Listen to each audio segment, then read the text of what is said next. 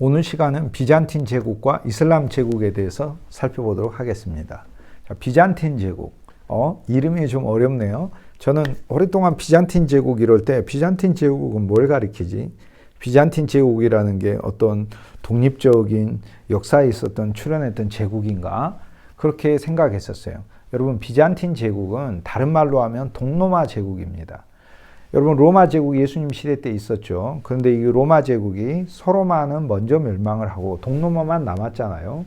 그런데 이 동로마 제국은 서로마가 있을 때 동로마라고 부르지 서로마가 없어졌잖아요. 야만족이 그 자리에 들어섰잖아요. 그러면은 동로마는 이제 더 이상 동로마라고 부르지 않고 비잔틴 제국이다 이렇게 부릅니다. 더 정확히 표현하면 비잔틴 로마 제국 또는 비잔틴 동로마 제국 이렇게 부르면 되겠죠.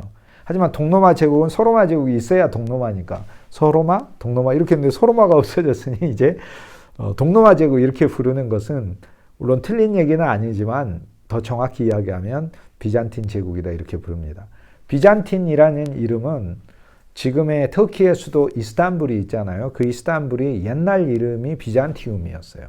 즉 동방에 있는 도시, 문화적인 도시 이름을 따서 동방 문화가 깊게 배어 있는 로마 제국이다라는 뜻이 비잔틴 로마 제국의 의미예요. 자, 동방 문화가 중심이 된 로마, 이것이 비잔틴 제국 이렇게 얘기합니다. 세계 지도로 제가 다시 한번 여러분과 함께 볼게요.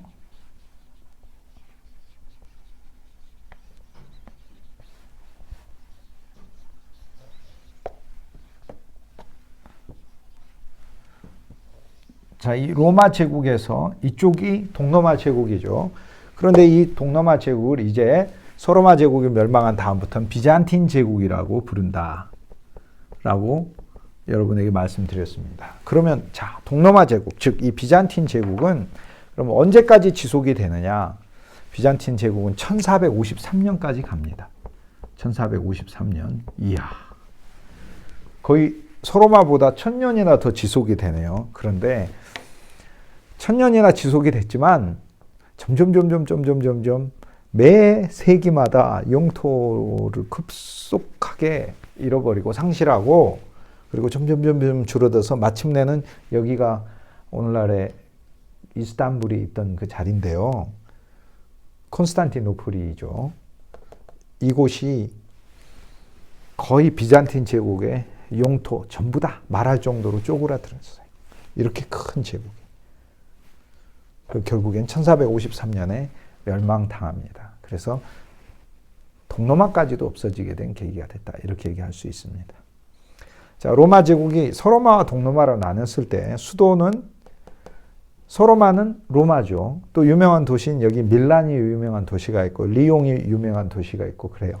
그런데 여기 이제 로마가 어쨌든 간에 여기 이태리에 있는 로마가 서로마의 가장 강력한 도시고 그럼 동로마 제국은 어느 도시가 강하냐? 가장 최고의 유명한 도시는 바로 비잔티움입니다. 비잔티움인데 비잔티움이라고 부르지 않고 콘스탄틴 황제가 기독교를 공인했던 황제가 330년에 AD 330년에 동로마 제국의 수도로 삼았어요. 그래서 동로마 제국의 수도, 이 수도가 콘스탄티노플이에요. 그런데 이 콘스탄티노플은 오늘날 이스탄불로 이름이 바뀌어 있어요. 왜 바꿨을까 이름이? 비잔틴 제국이 무너져서 이슬람 제국이 와서 이름을 이스탄불로 바꾼 거예요. 그 전에는 콘스탄티노플이에요. 자, 동로마 제국의 수도는 콘스탄티노플. 서로마 제국의 수도는 로마. 서로마 제국의 수도 로마. 동로마 제국의 수도 콘스탄티노플. 서로마 제국의 영광을 보러 가고 싶다면 이태리 로마로 가면 되고 지금은 안 되죠. 지금 전 세계가 큰 문제니까. 동로마 제국의 수도를 보러 가고 싶다면 비행기를 타고 터키 이스탄불로 가면 되겠죠. 그 유적이 지금도 남아있어요.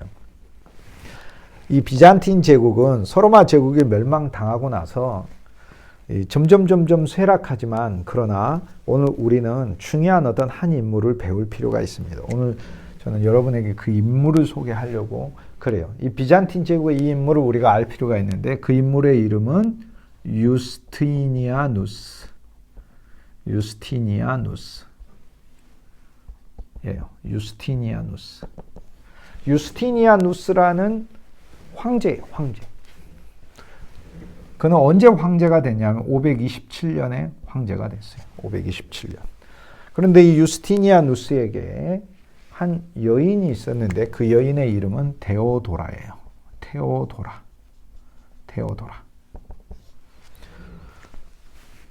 자, 실은 저는 오늘 이 테오도라 이야기를 여러분에게 한번 해보려고 하는 거예요. 이 테오도라는 500년에 태어났어요. AD 500년경에.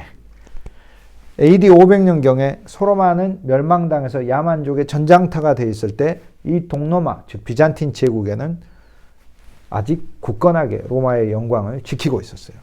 이 비잔틴 제국의 수도 콘스탄티노플에는 전차경주가 유명을 했어요. 전차경주. 4마리 말, 2마리 말 이렇게 뛰면서 그곳에서 우승자를 가리고 그 우승자는 오늘날의 세계적인 스포츠 영웅하고 같은 그런 대접을 받았죠. 이 전차경주는 정치적이고 경제적인 모든 것이 다 연관된 그런 게임이었어요.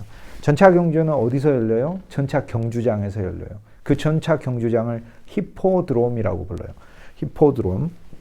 이름을 제가 그냥 써볼게요. 여기다 히포드롬.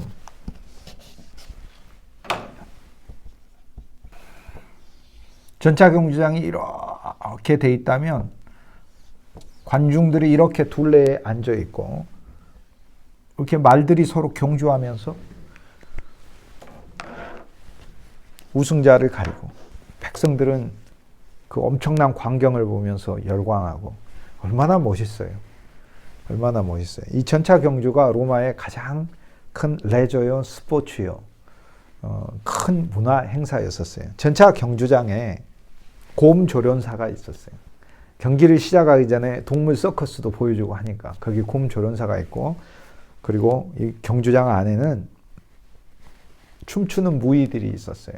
당시 사람들의 많은 흥을 돋궈주기 위해서 그랬죠. 그 시대 때는 아주 낮은 계층에 있는 사람들이 서커스 조련사이거나 그리고 길거리 춤추는 무희였어요. 그러니까 가장 낮은 계층에 있던 곰 조련사와 무희가 여기서 사랑에 빠져서 딸을 낳았는데 이 딸이 바로 테오도라인 거예요.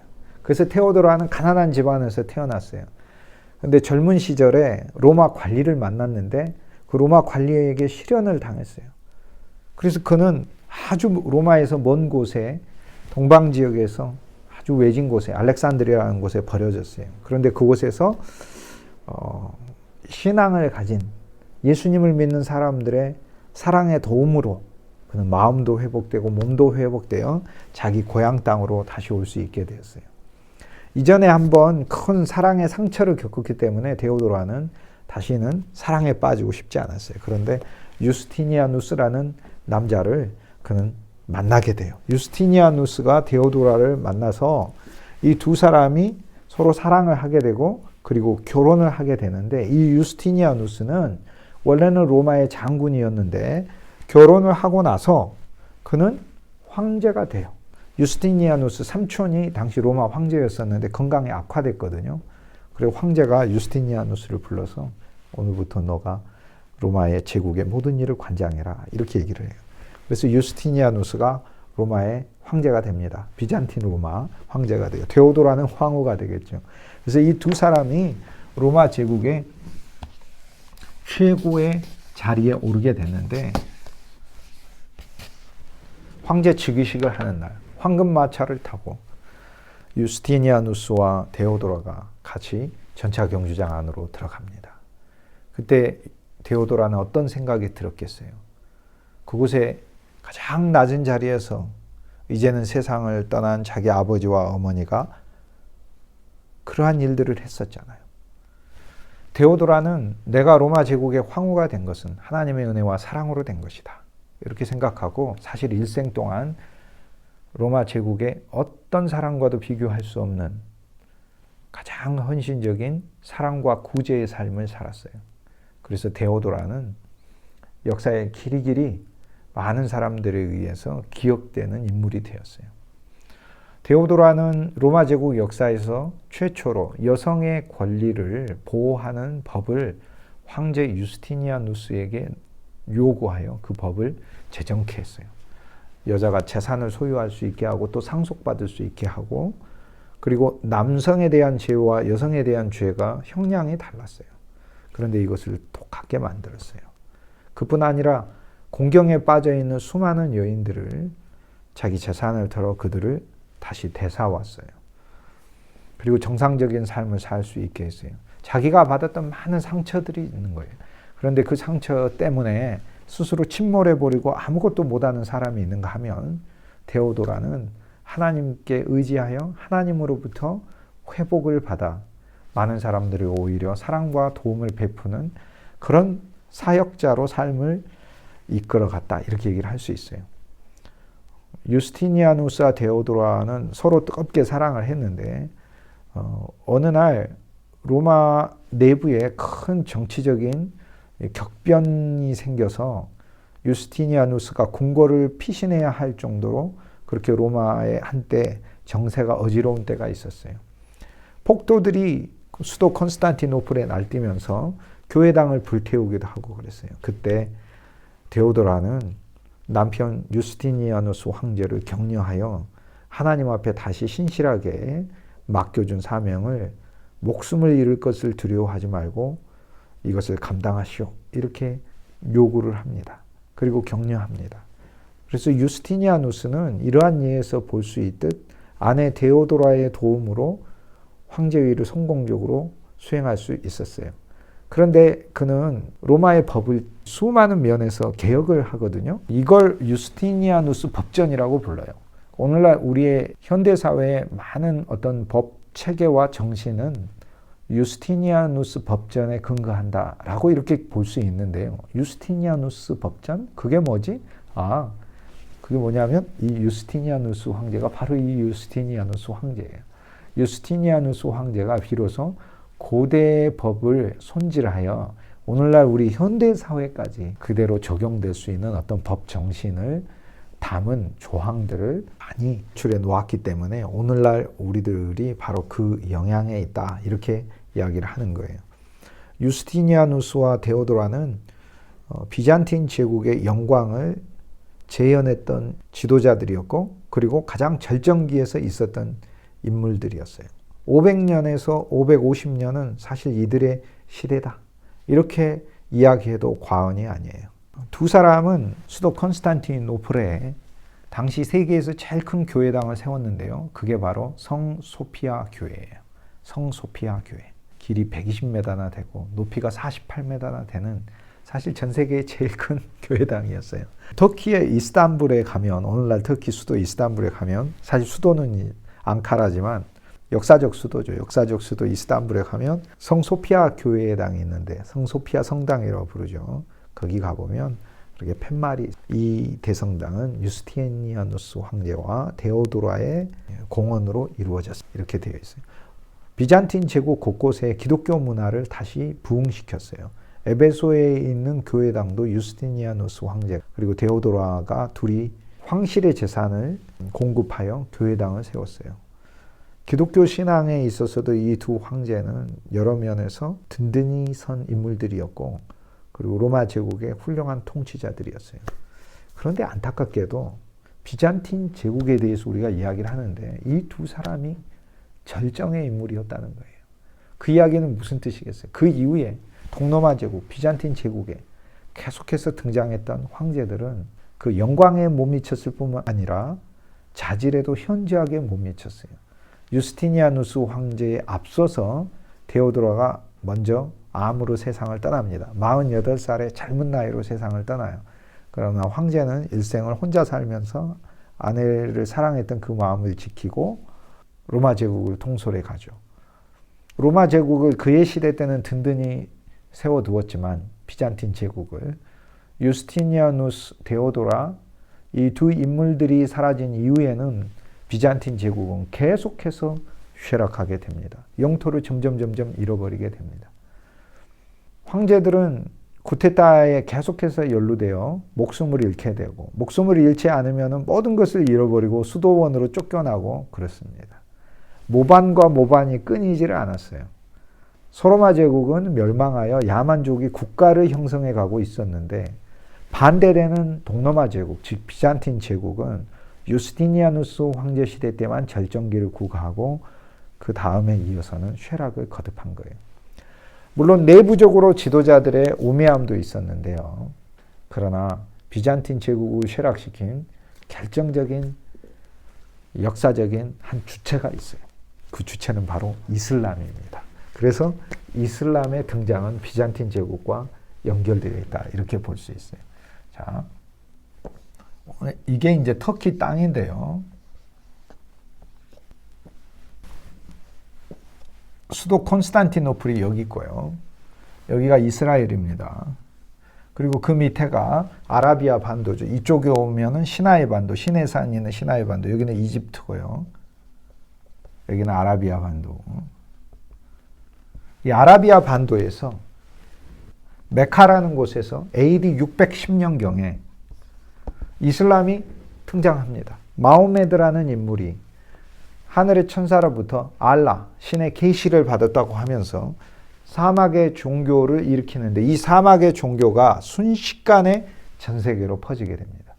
이 사막의 종교가 곧 아라비아 반도 전역에 퍼지게 되고 그 다음 이집트를 거쳐서 북아프리카 북부까지 확산을 하게 되고 이 위쪽으로 올라오게 되는데 아라비아 반도에서 반도의 경계를 넘자마자 비잔틴 제국, 로마 제국이거든요. 소로마 제국, 동로마 제국이거든요. 그런데 동로마 제국을 침공합니다. 그리고는 그 땅을 점점 뺐습니다. 이때 640년경에 이스라엘 땅까지도 아라비아 이슬람의 손아귀에 넘어가서 이때로부터 1948년 이스라엘이 회복되기까지 계속해서 이스라엘은 국가로서 설 수 있는 아예 기반조차 훨씬 이전에 로마 제국에 멸망당했지만 아예 계속해서 이슬람 손아귀에 거의 대부분의 세계를 장악당하게 되었습니다.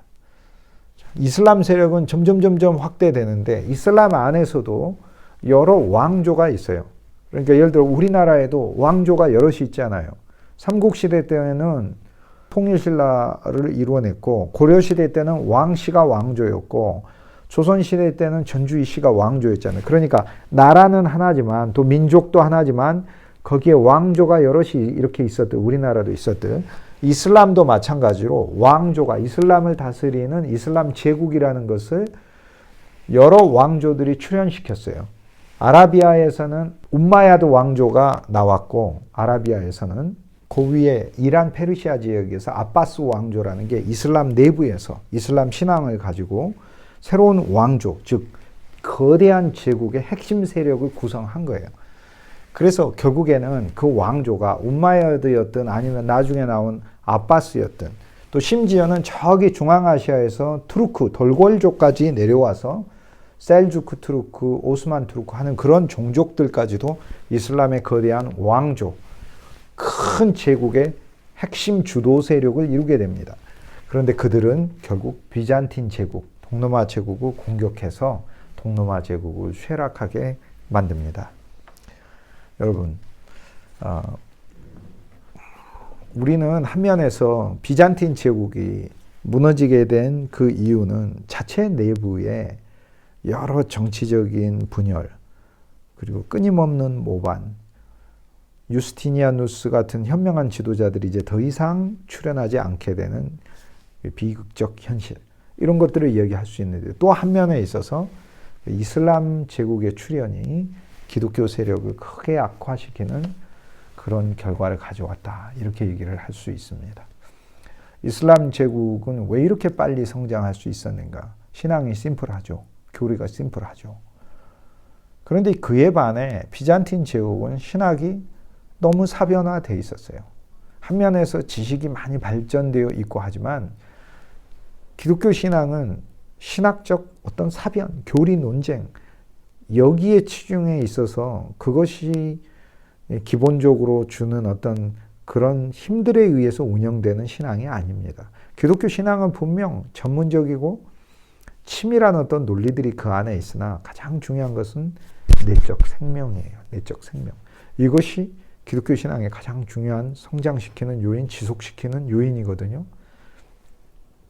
근데 이 점을 상실했어요. 비잔틴 제국은 보이는 것에 또 집중했어요. 많은 성상들을 만들었고 예수 그리스도를 통하여 보이지 않는 하나님의 세계에 집중하는 그런 신앙이 점점 희미해졌어요.